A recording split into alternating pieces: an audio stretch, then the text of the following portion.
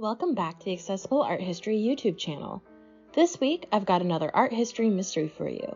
I'm so glad this series has proven popular because it's fascinating for me to research the darker side of one of my favorite subjects. Vincent van Gogh was one of the most beloved artists in history. Sadly, he died at a young age of 37 from a self-inflicted gunshot wound. Or did he? Some historians believe that he may have actually been murdered. So to learn more, keep on watching. Before I dive into this video, I do want to give a trigger warning. The mystery I'm writing about today involves discussion of both mental illness and suicide. If this will negatively affect you, I ask you to please skip this video. Thank you. On July 27, 1890, Vincent van Gogh left the inn he called home and began his walk to the wheat fields that had captured his artistic imagination. At the time, he was living in Auvers-sur-Oise in northern France.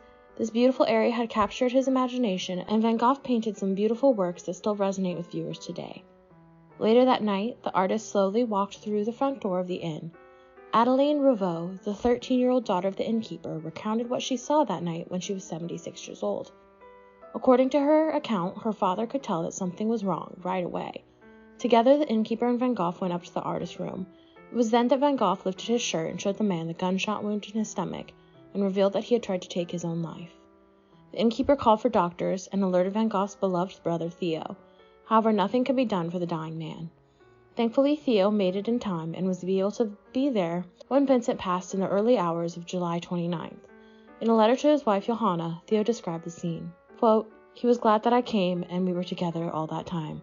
Poor fellow, very little happiness fell to his share, and no illusions are left in him. The burden grows too heavy at times, he feels so alone." And after his death, he wrote, "One of his last words was, 'I wish I could pass away like this,' and his wish was fulfilled. A few moments and it was all over. He finally found the rest that he could not find on earth." Unquote.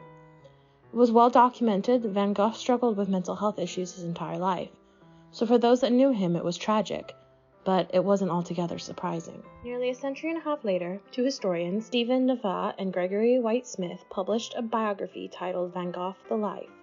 In this book, they assert that Van Gogh was actually the victim of an accidental homicide. They believe that his surviving letters and last paintings show a hopeful, upbeat man. In addition, they argue that Van Gogh mentioned several times that he believed suicide was an immoral act. This isn't surprising, as Van Gogh had trained to become a priest before choosing the artistic life. Nava and Smith back up their theory with a few pieces of evidence. The first is that the descriptions of the bullet wound seem to indicate that the gun would have had been held and shot from an incredibly awkward angle. Second, neither the gun nor Van Gogh's painting supplies were ever found.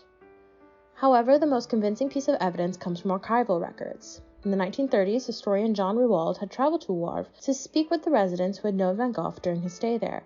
Apparently, several people told Rewald that Van Gogh had accidentally been shot by a teenage boy. That boy was named René Secretan. As a youth, he loved to dress up as his hero, Wild Bill Cody, complete with a real gun. In 1956, he admitted that he had tortured Van Gogh verbally and loved to prank him, but he denied shooting the artist. This theory has been refuted by many prominent historians. However, without more evidence, it is impossible to say for certain. Regardless of the manner of death, it was clear that Vincent van Gogh passed too soon. In honor of Vincent van Gogh, please remember that you aren't alone. If you or someone you know is struggling, call the toll-free number for the National Suicide Prevention Hotline, 800-273-8225.